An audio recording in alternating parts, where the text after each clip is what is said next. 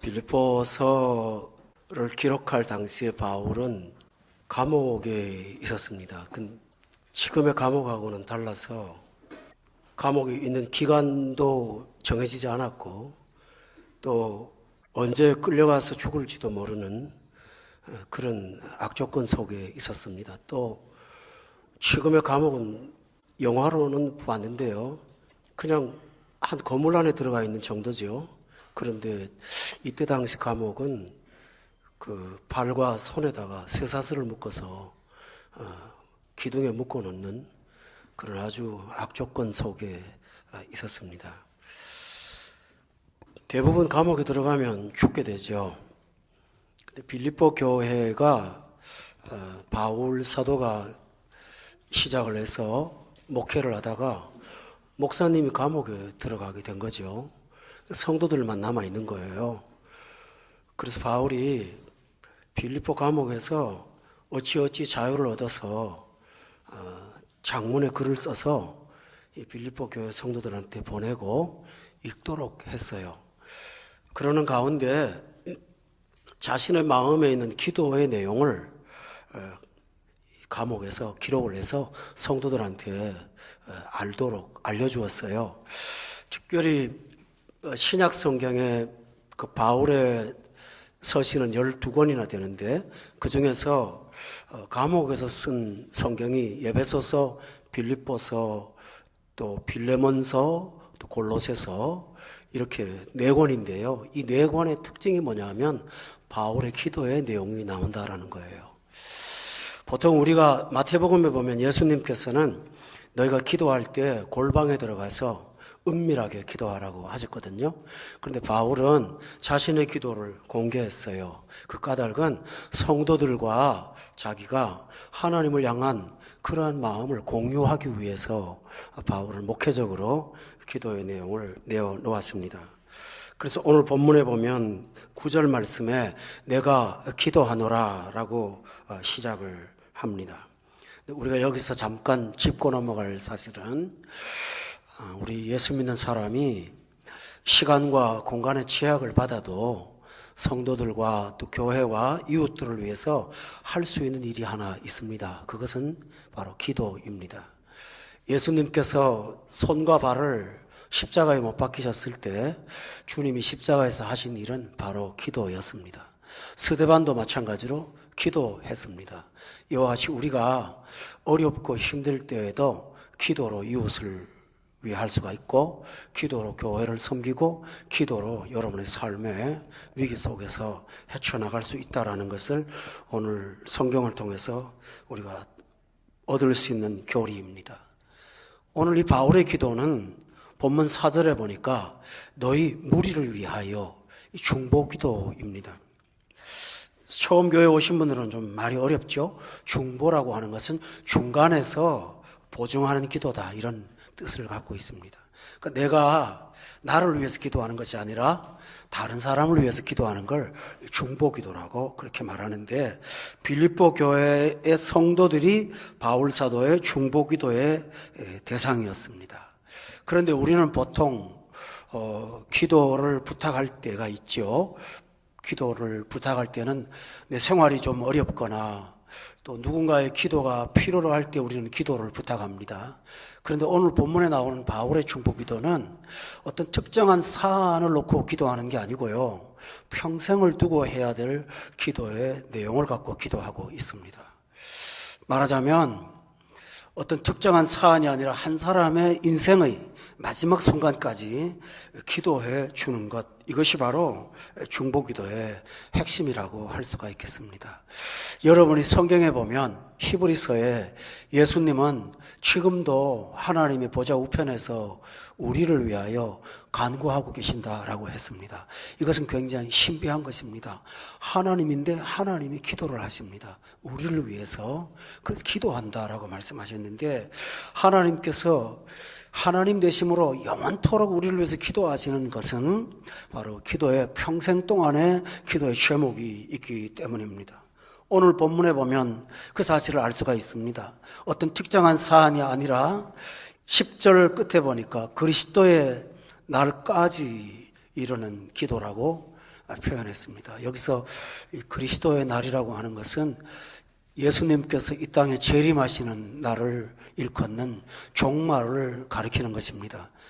기도가 그날까지 지속되어야 될 것이라고 말을 했습니다. 이것은 대단히 중요한 내용을 우리한테 언급하고 있습니다.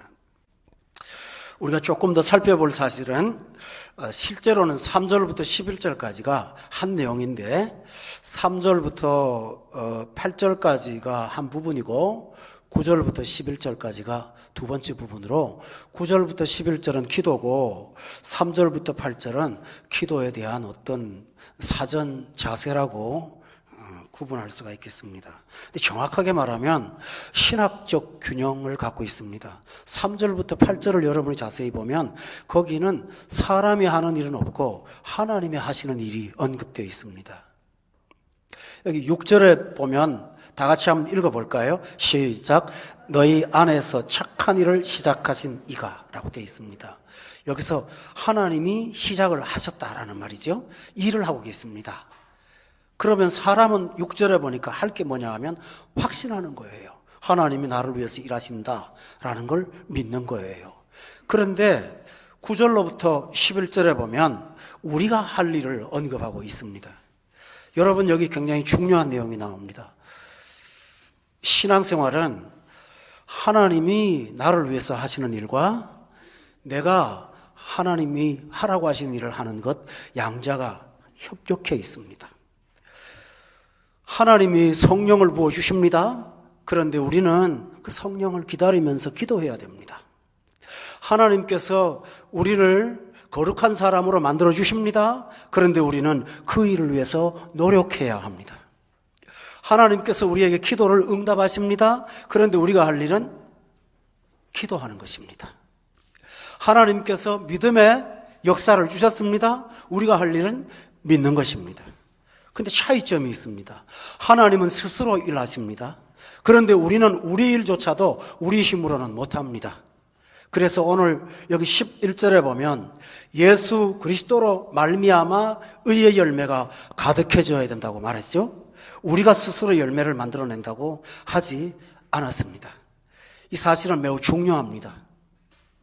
그래서 빌립보서 4장 13절에 보면 하나님은 우리를 위해서 스스로 일하지만 4장 13절을 찾아보면 우리 다 같이 한번 읽어볼까요? 빌립보서 4장 13절입니다. 읽읍시다. 시작. 내가 모든 것을 할 수 있느니라. 여기 보면 내게 능력 주시는 자 안에 있을 때 내가 모든 것을 할 수가 있습니다. 하나님이 이렇게 하시니까 너희도 이렇게 하라는 것이 아니라 하나님이 이렇게 해놓았으니까 너희도 그 안에서 하라고 하나님께서 말씀하셨습니다. 그러면 우리가 할 일이 뭘까요? 기도하는 것입니다. 기도하면서 우리가 살아가는 것입니다.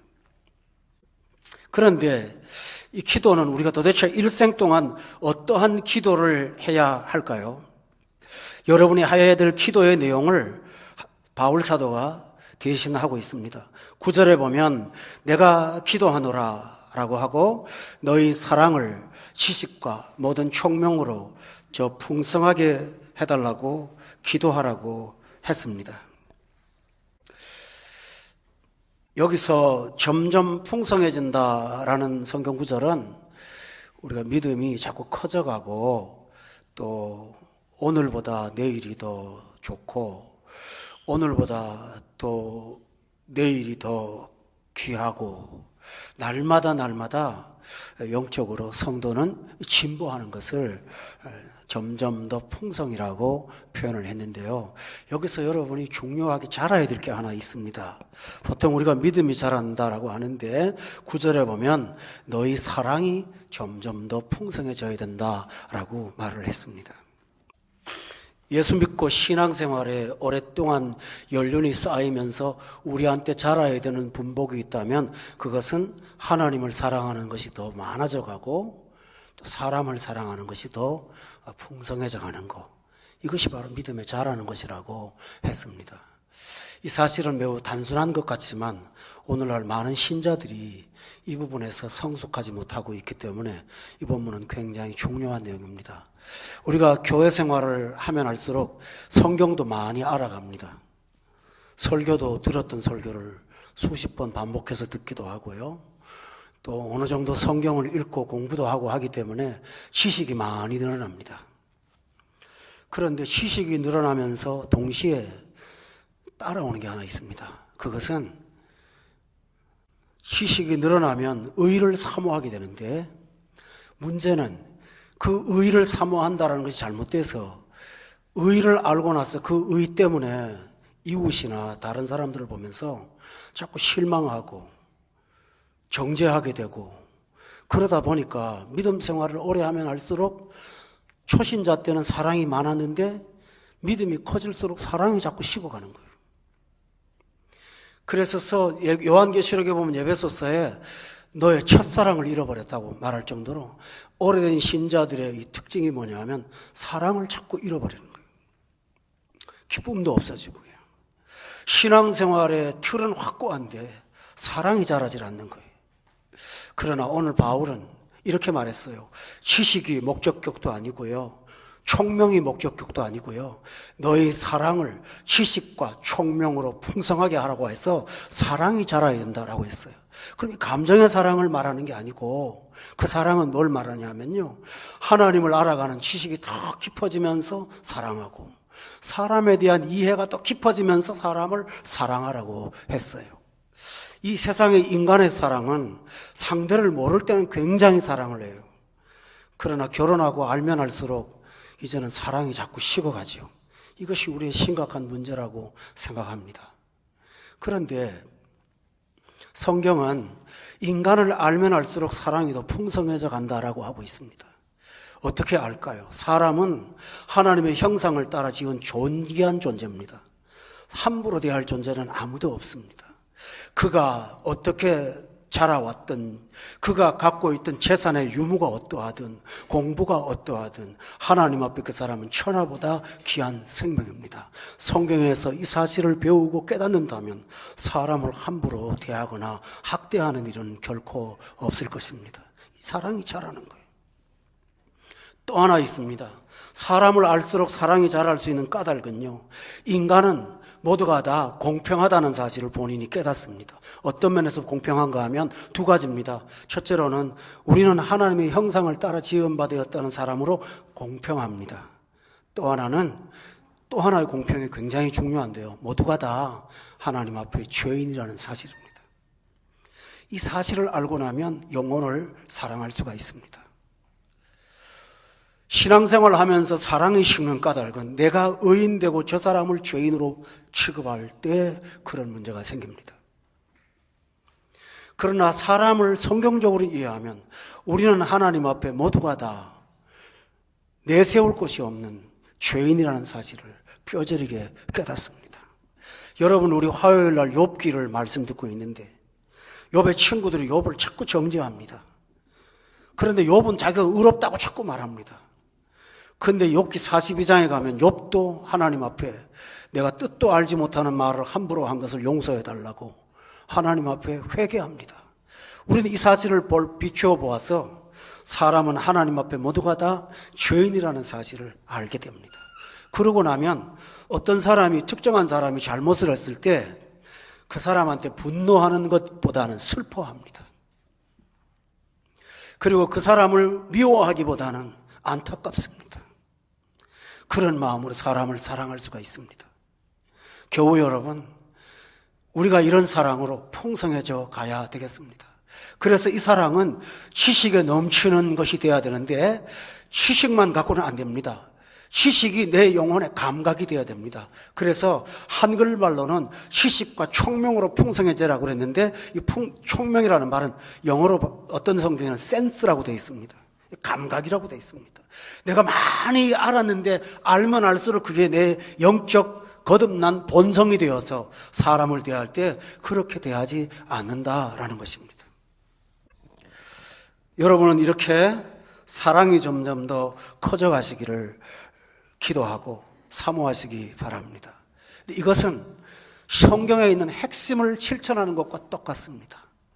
예수님께 어떤 사람들이 와서 10계명 중에 제일 큰 계명이 뭐냐고 그런 엉뚱한 질문을 했습니다. 그때 예수님께서 첫째가 어떤 거라고 가르쳐 주시는 대신에 이렇게 말씀하셨습니다. 사랑은 율법의 완성이라고. 그러시면서 먼저는 내 하나님을 사랑하고 또한 내 이웃을 내 몸과 같이 사랑하는 것이라고. 이것이 율법의 완성이요 율법의 대강령이라고 말씀하시므로 예수님께서는 우리가 사랑을 실천하고 살아가는 것, 사랑의 사람이 되는 것이 바로 율법의 요구를 이루어드리는 가장 위대한 일이라는 것을 가르쳐 주셨습니다. 따라서 교우 여러분, 우리 모두가 이 땅에 살면서 믿음이 깊어지면 질수록 사랑이 점점 더 풍성해져 가는 저와 여러분 되시기를 예수 이름으로 축원합니다. 지난주에 오만 비자런을 하러 다녀오고 왔습니다. 국경 그 초소 여러분 아시죠? 그 앞에 가니까 원래 다니던 그 하타 쪽으로 못 간대요. 길을 가르쳐 주더라고요. 저쪽 사막 쪽으로 들어가서 어디로 가야 된다고. 돌아왔는데 가는 데만 4시간이 걸렸어요. 또 오는 데도 4시간. 똑같이 또 오는 데도 그렇게 했어요. 그런데 제가 참 감동받은 부분이 하나 있어요. 그 체크 포인트까지 와서 먼 길을 돌아가야 되는데 그 일을 설명하는 두 분이 계셨어요. 올 때도 갈 때도. 나이가 한 80도 넘은 아주 할아버지 같은 경찰이세요. 나 경찰복 입은 할아버지 처음 봤어요, 나요. 제 머리를 쓰다듬으면서 수고한다고 하면서 얼마나 힘들겠냐고 하면서 자세하게 가르쳐 주는 거예요. 그러면서 뒤에 떠나는 나를 보고 아크바 알라 그러고 있어요. 알라는 위대하다는 뜻이죠. 근데 제가 운전대를 붙잡고 오면서 친을 찾는 방법은 달랐지만 저 사람들의 태도를 보면서요, 그 나그네 하나를 안내하는데 저렇게 나이 많은 사람을 세워놓고 따뜻하고 자상하게 베풀어 주는 걸 보면서 저한테 물었어요. 권 목사, 너는 그러고 사냐? 굉장히 마음이 찔리더라고요. 제가 모슬렘을 좋아한다는 말은 아니에요. 이방을 믿는 사람들도 이렇게 사는데 너는 어떻게 살고 있냐? 그래서 오면서 사고의 날 위험성 있게 자꾸 백미러로 제 얼굴을 쳐다봤던 시간을 가졌습니다. 여러분, 저도 부족하지만 여러분도 믿음이 자랄수록 사랑이 자라고 있습니까? 우리는 그 일을 위해서 기도하여 하나님 앞에 사랑의 사람으로 우뚝우뚝 서가시기를 주의 이름으로 축원합니다. 두 번째로 우리가 평생을 두고 해야 될 기도의 내용이 있습니다. 한번 따라 해볼까요? 10절인데요. 다 같이 한번 읽어볼까요? 시작. 또 진실하여 허물없이 그리스도의 날까지 이르고 라고 했습니다. 여기서 강조점은 분별하는 것입니다. 이 세상은 분별하여 살지 않으면 안 되는 세상이기 때문에 분별하고 살라고 했습니다. 이 세상에는 선도 있고 악도 있습니다. 그런데 있는 것보다 더 큰 문제가 하나 있습니다. 이사야 선지자는 기원전 700년 전에 앞으로 세상은 선을 악이라고 말할 거고 악을 선이라고 할 거라고 했습니다. 쓴 것을 단 것이라고 할 거고 단 것을 쓴 것이라고 할 거라고 그랬습니다. 여러분, 맞습니다. 오늘 우리 인간, 이 세상 사는 사람들은 선을 악하다고 하고 악한 것을 선하다고 말하는 가치 전도가 일어나는 세상에서 우리가 살고 있습니다. 자, 단적인 예를 하나 들까요? 과거에는 그 남자가 남자로 여자가 여자 더불어 사귀는 이 동성애를 극히 정죄시했고 동성애 당사자들도 양심의 가책을 느끼면서 그리 살아왔습니다. 적어도 19세기까지는 그러고 있었습니다. 어쩔 수는 없지만 그들의 표현에 의하면 그러나 죄는 죄로 알고 죄를 지었습니다. 그러나 지금은 그렇지 않습니다. 동성애가 합법화되었습니다. 그뿐만 아닙니다. 동성애를 죄라고 하는 사람을 죄인으로 취급하는 무서운 세상을 살고 있습니다. 미국의 샌프란시스코에 있는 많은 교회들의 그 입구에 보면 무지개의 깃발을 걸어놓고 동성애를 환영합니다. 그것까지는 어쩔지 모르겠는데 동성애를 환영하지 않는 교회를 그들은 정죄하면서 그것이 미국에 문제가 되고 있다는 사실을 여러분 기억하십니까? 죄를 죄라고 하는 것이 죄가 되는 세상에서 사는 우리가 이 땅에 살면서 여러분이 해야 될 일은 하나님의 눈으로, 하나님의 안목으로 이 세상의 선과 악을 분별하는 것입니다. 이것이 얼마나 중요한지 말합니다. 솔로몬은 성전을 짓고 하나님 앞에 기도하다가 간절히 하나님 앞에 한 가지를 간구했습니다. 하나님, 제게 지혜를 주십시오. 여러분 기억하십니까? 솔로몬은요, 1000개의 시를 쓴 위대한 사람이요, 총명한 사람이요, 대단한 건축가요. 솔로몬처럼 똑똑하고 대단한 사람은 세상에 많지가 않습니다. 그런데 그가 하나님 앞에 지혜를 달라고 구했습니다. 그런데 그가 구하는 지혜가 뭔지 아세요? 선과 악을 구별할 수 있는 지혜를 달라고 하나님 앞에 기도했습니다. 그렇다면 우리도 마땅히 분별을 해야 되지 않을까요? 근데 여기 본문에 보면 10절 말씀에 악을 구별하자, 죄를 구별하자 라는 강조점보다는 오늘 본문을 보니까 지극히 선한 것을 분별하게 해달라고 기도했습니다. 참 이것은 귀한 것입니다. 지극히 선한 것을 구별하는 그 분별력이 필요한 것입니다. 그런데 이 지극히 선한 것이란 뭘까요? 바로 구원의 복음을 말하고 하나님을 말하고 영광의 주를 말할 때 지극히 선한 것이라고 표현했습니다. 그런데 분별하려면 공부 많이 해야 될까요? 아니요. 방법이 하나 있습니다. 앞에 있습니다. 사랑이 자라면 분별력도 자랍니다. 우리 성도님들 가운데 자녀들한테 귀한 음식 비싼 거 사서 먹이는 분들 많습니다. 당신은 농약으로 키운 채소 먹어도 자식한테는 유기농 먹입니다. 안 아깝습니다.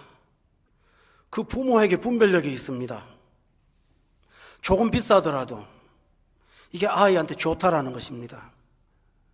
그런데 그 분별력이 어디서 옵니까? 농약을 과학적으로 공부했나요? 그래서 분별력이 생긴 게 아닙니다. 자녀를 사랑하다 보면 좋은 거 분별합니다. 사람을 사랑하면 좋은 거 분별합니다. 그래서 귀한 거 먹입니다. 이것처럼 우리가 하나님을 사랑하고 영혼을 사랑하면 지극히 선한 것을 분별할 수밖에 없습니다. 그게 자꾸 생깁니다. 그래서 여러분의 눈에, 안목에 지극히 선한 것이 분별해지는 큰 은혜가 있다고 저는 믿습니다. 어떤 집사님께서 목사님 우리 교회는 아무나 오기가 참 어려운 것 같아요. 그게 문제입니다. 우리 교회가. 근데 왜 오기가 어려운지 아세요? 딱 한 가지가 있더라고요. 이유가 성도들이 너무 수준이 높아요. 여러분은 안 그렇다고 생각할지 모르겠지만 제 눈에는 그래요. 정말 귀해요. 근데 우리 교회가 수준 높은 이유가 있어요. 목사가 좋아서일까요? 그럴 수도 있어요. 말씀을 잘 듣고 은혜 받았을까요? 그럴 수도 있어요. 그러나 여러분이 지극히 선한 것을 분별할 수 있었기에 여러분이 좋은 분이 오신 거예요. 자, 성도 많지 않아요. 예배당은 빌려서 사용해요. 목사는 두바이에서 제일 못생겼어요. 뭐 하나 잘난 거 없어요. 그런데 와서 하나님의 말씀이 말씀대로 선포되는 것을 보면서 여러분은 이 교회를 선택하셨어요. 다른 걸 생각하지 않았어요. 사람 많은 곳에 가면 인간의 교제도 많다. 사람 많은 곳에 가면 사업의 유익도 있다. 이런 고려하지 않았어요. 그러다 보니까 좋은 분들이 오셨어요. 여러분이 좋은 마음을 갖고 오셨기에 거기에다가 은혜를 받으니 더 좋은 분이 되는 거예요. 이것처럼 지극히 선한 것을 분별한다고 하는 것이 우리 자신의 영혼의 강건과 행복을 위해서 얼마나 중요한 사실인가요? 저는 돌아가신 우리 장인어른을 굉장히 똑똑한 분으로 압니다. 저를 사위로 분별하셨으니까요. 그때 저는 군대를 제대하고 직장도 없는 7남매의 장남이었습니다. 누가 저 같은 사람한테 딸을 주겠습니까? 근데 이 어른은 지극히 선한 것을 분별했습니다. 저는 상대적으로 선했습니다. 지극히 선하지 않았죠. 아무것도 없는 저를 가지고 딸을 자신 있게 줄 수 있는 구분은 누구십니까? 하나님이 아마 그 순간에 분별력을 주셨다고 저는 믿습니다. 우스운 말이죠. 그렇지만 우리가 분별력을 갖고 있다는 것이 얼마나 귀합니까? 사람을 사랑하면 조건이나 상황을 고려하지 않습니다. 그래서 분별할 수가 있습니다. 분별하다 보면 따라오는 열매가 있습니다. 본문 10절에 보니까 진실하고 허물 없이 그리스도의 날까지 쭉 가는 아주 깨끗하고 맑은 사람이 될 수가 있습니다. 오늘 이 많은 세상에서 사람들은 성도들 가운데 세상에 때가 묻지 않은 깨끗한 사람이 있을까 찾아보는 경우가 얼마나 많습니까? 여러분, 여기서 진실이라는 단어는요, 여기 빌립보에서만 딱 한 번 나오는 독특한 헬라어 용어를 쓰고 있습니다. 그 용어가 어떤 것이 구체적으로는 제가 말씀 안 드리겠습니다만은 그 진실이라는 용어의 그 의미를 말씀을 드릴게요. 옛날에는 이런 도자기를 진흙으로 빚어서 용광로에 풀무불에 넣어서 이걸 굽죠. 굽는데 굽다가 보면 완전한 상품은 금이 안 가요. 그거는 좋은 상품이에요. 근데 금이 가면 양심 있는 이 토기장이들은 그거 다 깨서 버려요. 그런데 돈을 생각하는 이기적인 사람은 깨서 버리지 않고 그 틈을요 진흙으로 발라서 메꿔요. 메꿔갖고 겉에다 유약을 발라서 해놓으면 깜쪽 같거든요. 그런데요, 그거를 하도 그러니까 검사를 합니다. 요즘처럼 특수한 장비도 없으니까 저 사막 같은 데 가서 아주 장렬하는 태양에다가 이걸 비춰보면 거기가 보여요. 근데 그때 태양에 비춰보았을 때 금이 하나도 안 보이고 깨끗한 거 있잖아요. 그걸 갖다가 진실이라는 단어로 사용한 거예요. 바로 여기 진실이에요. 우리가 지극히 선한 것을 구별하다 보면 외형으로는 예수 믿는 사람으로 무늬가 그럴듯하지만 내면에는 갈라질 대로 갈라진 영혼이 아니라 겉으로는 초라해 보일지 모르지만 하나님 보시기에 흠이 없는 아름다운 사람. 여러분이 일생 동안 이렇게 살아서 진실하여 허물 없이 어디까지요? 그리스도의 날까지 이르러가는 저와 여러분이 되어야 됩니다. 우리는 이 일을 위해서 날마다 기도하고 살기를 예수 이름으로 축원합니다. 그러나 이것이 우리의 결론이 되어서는 아니 됩니다. 본문에 여기 보면 11절에 예수 그리스도로 말미암아 의의 열매가 가득해야 된다고 했습니다. 예수 안 믿는 사람들도 착하게 살려고 애쓰는 분 참 많습니다. 저는 어린 시절에 다는 몰라서 모른다고 하겠지만 제가 만났던 어른들이나 선생님들은 참 좋은 분들이었습니다. 도덕적으로 깨끗했고 어린 시절에 학교 교장 선생님 같은 분들은 참 존경해 마지 않은 좋은 분들이 많았습니다. 세상에 죄를 안 짓고 살 것 같은 참 좋은 분들이 많아요. 우리 이 두바이에도 예수 안 믿어도 그렇게 깨끗하고 아이들한테 진실하게 살기를 교육하고 부모가 모범을 보이고 정직하게 사는 분들 굉장히 많습니다. 그러나 여러분 기억하시기를 바랍니다. 우리는 깨끗하게 살라고만 부름받은 것이 아닙니다. 깨끗하게 사는 것은 과정입니다. 결과는 우리 인생을 통해서 열매가 맺혀져야 되는데 그것이 어떤 열매냐면 의의 열매를 각자가 맺어야 하는 것입니다. 돌아가신 분들을 지금은 병원에서 하지만 시골에서는 목회자들이 대부분 합니다. 그 돌아가시는 분들을 제가 이제 이렇게 시신을 좀 씻겨드리고 할 때마다 그 후손들이 꼭 하는 얘기들이 있어요. 정말 예외 없이 하더라고요. 목사님, 이 사람은요, 법 없어도 살 사람이었거든요. 천당 갈 거예요. 실제로 그런 분들 많아요. 그러나 그렇게 살았다고 천당 가는 건 아니죠. 그렇지만 그렇게 믿고 싶은 거예요. 또 실제로 동네 사람들이 볼 때 그 사람들 참 좋은 사람들이에요. 그런데 남겨놓은 열매는 없어요. 생에 뭘 살았는지 몰라요. 결산을 해보면 아무것도 없어요. 허무해요. 그 도덕은 허무한 도덕이에요. 허공을 치는 도덕이에요. 오늘 많은 현대의 방탕하고 쾌락주의자들이 왠지 압니까? 깨끗하게 살아봤자 얻어지는 게 뭐야? 인생은 한 방인데 보통 그렇게 말을 합니다. 이렇게 사나 저렇게 사나 마찬가지인데 인생 한 방인데 즐기고 살아야지 않겠어? 도덕이 인생의 목적이라면 생의 목적이 희미할 수밖에 없습니다. 그러나 우리는 하나님께서 열매를 맺으라고 이 세상에 보내신 존재들입니다. 우리 이 사실을 기억해야 됩니다. 왜 깨끗해야 될까요? 밭에 있는 풀을 뽑아서 깨끗하게 만드는 것은 궁극적으로 밭에 있는 곡식을 좋게 보이려고 하는 게 아니라 열매가 풍성해지려고 벌초를 하는 거 아니겠습니까? 여러분이 화장을 합니다. 저는 학교 다닐 때 알바로 화장품을 좀 다루어서 좀 압니다. 기초 화장이라는 걸 하시지 않습니까? 기초 화장을 잘 해야만 색조 화장이 색이 먹혀 들어가는 걸로 제가 알고 있습니다. 기초 화장을 깨끗하게 얼굴을 하기 전에 먼저 얼굴 씻어야 되지 않습니까? 깨끗하게 영어로 클린싱을 해야 되지 않습니까? 클린싱 크림을 해서 모공 속에 있는 때도 빼지 않습니까? 왜 그렇게 합니까? 색을 입히기 위한 것입니다. 색에 빛이 나도록 하기 위해서 그러지 않겠습니까? 이것처럼 여러분이 깨끗하게 살고 도덕적으로 사는 것이 궁극적인 목적이 없다면 언젠가는 탈선하게 되어 있습니다. 못 견딥니다, 사람은. 그것이 목적이라면, 그것뿐이라면, 그 앞에 있는 어떤 것이 없다면 그렇게 살아야 될 궁극적인 이유를 찾을 수가 없기 때문에 방황하게 됩니다. 그러나 우리는 깨끗하게 살아서 생의 열매를 맺어서 하나님 앞에 내어 놓아야 합니다.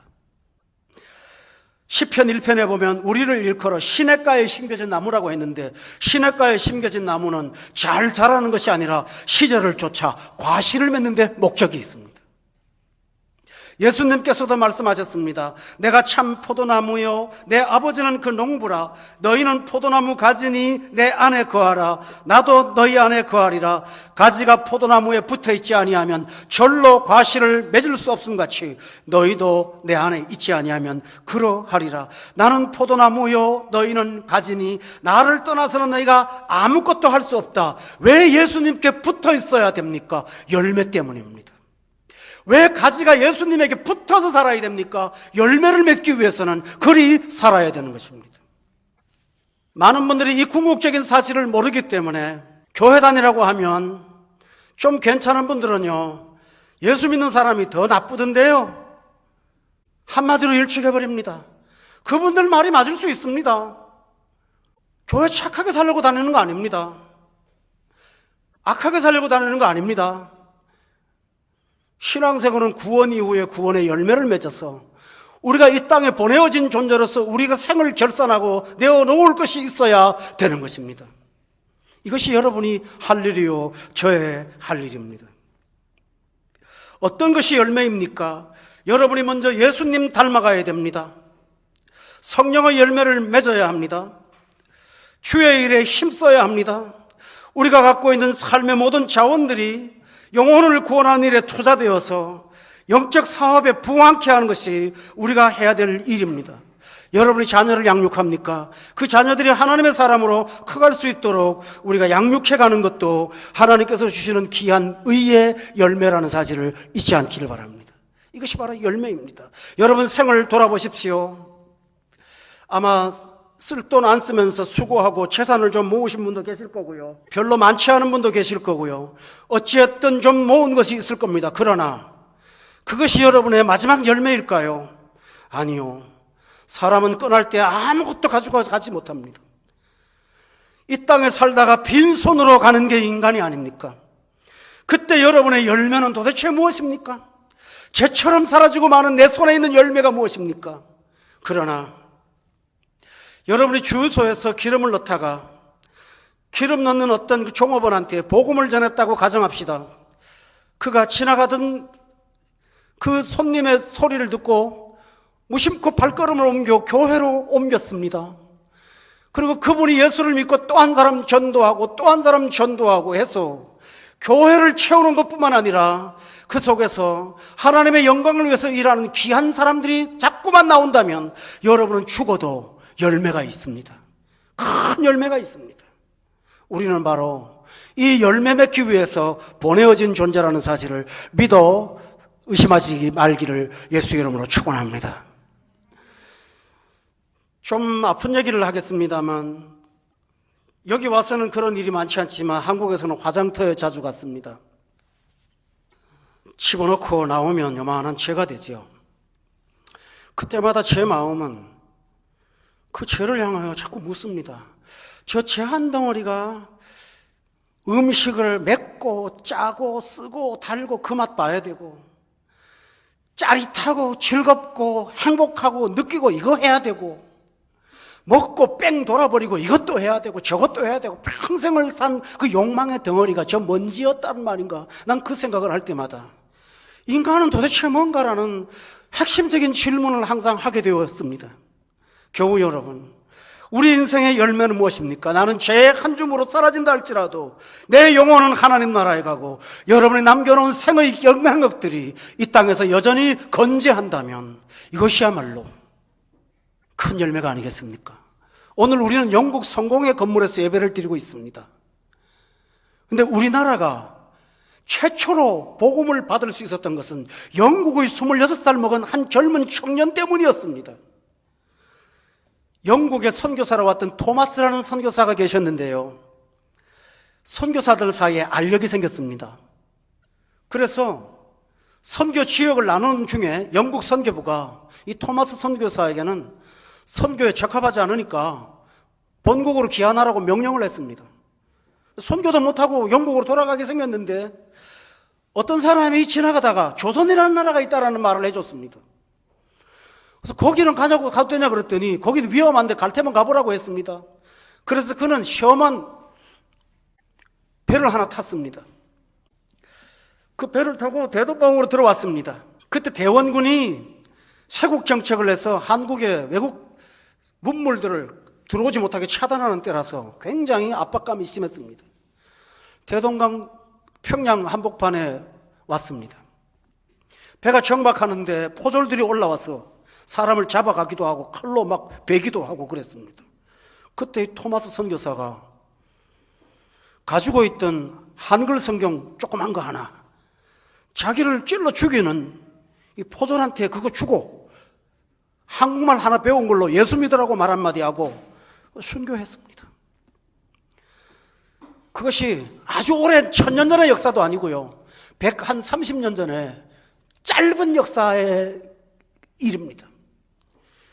그 복음이 이 땅에 들어와서 토마스 선교사는 그 배에서 죽었지만 오늘 한국에는 예수 믿고 구원받은 가문, 집안 얼마나 많습니까, 여러분? 기독교가 문화에 끼친 영향, 예술에 끼친 영향, 학문에 끼친 영향이 얼마나 크고 많습니까? 우리 한국에 있는 명문 학교들은 기독교 영향을 받지 않은 학교는 거의 없습니다. 여러분, 이것이 바로 영향력입니다. 따라서 여러분은 평생을 두고 기도하십시오. 한번 따라합시다. 의의 열매가 가득하게 하옵소서. 좀 직선적인 말을 할까요? 오늘 여러분의 현실적인 생각과 이기심에 가득 찬 마음으로만 듣는다면 이 설교는 전혀 와닿지 않을 것입니다. 그러나 생의 진짜 목적을 생각한다면 여러분은 오늘 이 열매를 앞에 두고 고민하게 되실 것입니다. 저는 여러분에게 마지막 말씀을 드리겠습니다. 빌립보서 1장 11절에 보면 바울 사도는 이렇게 사는 것이 하나님께 영광과 찬송이 되는 것이라고 기원했습니다. 성도 여러분, 고린도전서 11장에 보면 바울 사도는 인간의 최종 목적, 인간 삶의 전부의 목적은 먹든지 마시든지 무엇을 하든지 하나님의 영광을 위해 사는 것이 우리 사람 된 목적이라고 가르쳐 주었습니다. 우리는 이 땅에 왜 왔습니까? 하나님의 영광을 드러내며 그 영광을 찬송하기 위해서 이 세상에 왔습니다. 오늘 여러분이 이 말씀을 들으시고 우리 인생을 통해서 하나님께 영광이 되고 하나님의 찬송이 되는 우리 모두가 될 수 있도록 바울 사도의 기도가 여러분의 일평생의 추구와 기도가 되시기를 예수 이름으로 축원합니다.